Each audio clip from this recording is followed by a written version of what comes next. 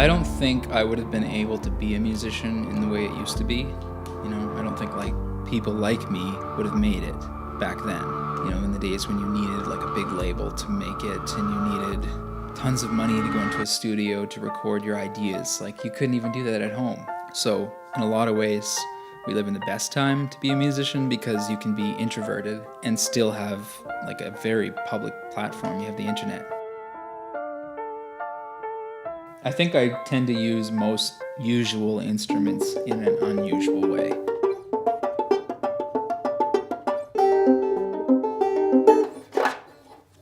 I try and make the guitar sound like it's a violin, or I try and make the piano sound more like a percussion instrument. I might dampen down the strings and play it in an unusual way. Not all the time, but I try and get weird sounds out of everything. It's kind of more fun than just firing up a preset that some sound designer has basically done that work for you. He's done all the sonic exploration and you just push a button on a MIDI controller and there it is. I want to go through the process that leads me to finding those sounds. I think the journey is just as important as the result. Might take me an extra hour to get that right sound before I'm ready to record anything, but I'll then have a sound that I know I worked for and is pretty hard to replicate any other way.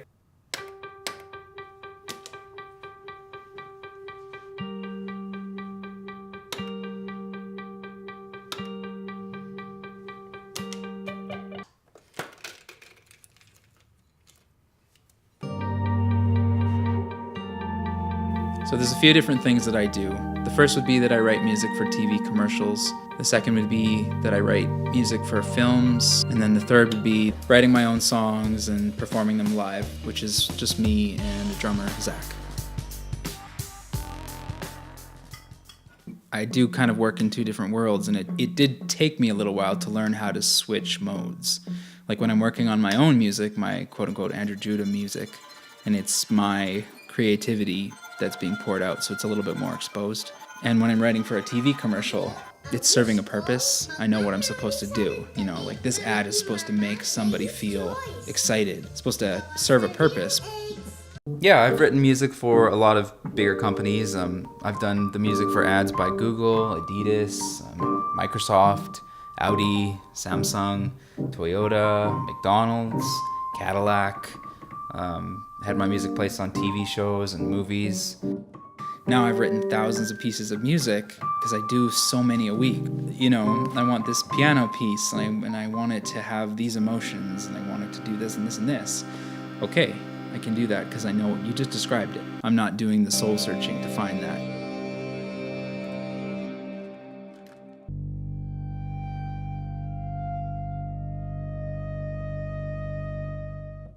But with my music, I just start and it's like painting in the dark. And I'm not usually able to define it until it's done.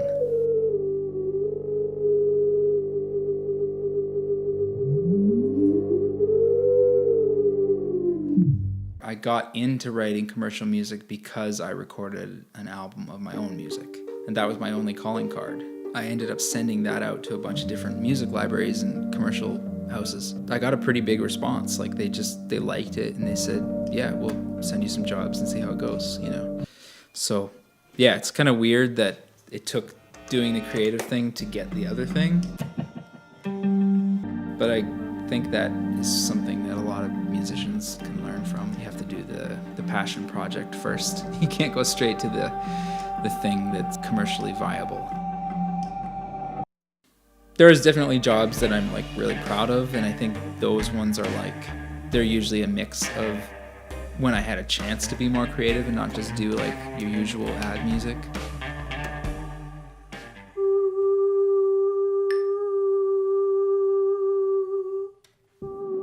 Well, I've done a few ads that ended up becoming really popular. I did a Super Bowl commercial and another one that got spoofed on SNL and South Park. And that was weird because millions of people are hearing something that I've worked on. And that's sort of strange because it's should I be satisfied because so many people have heard my work? And I felt nothing. I got no satisfaction from it at all. one of the more satisfying things is not like to get like a ton of likes and people sharing your stuff, but it's peer respect, other people that are making cool things, and when they like it, there's more validation in that for me, I find. Somewhere under all of it, you definitely want to be appreciated for the work that you're doing if you're working hard at it, but you still don't want to be just that,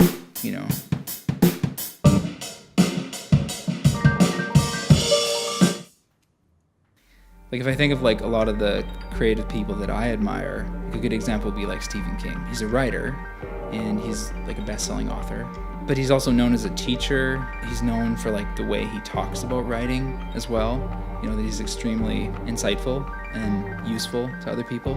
I think that's more something that I would aspire to be. I'm not trying to write anthems for the world. I'm just writing freeze frame in time. This is my thoughts. Not fully processed. When I wrote the song, this is what I was thinking.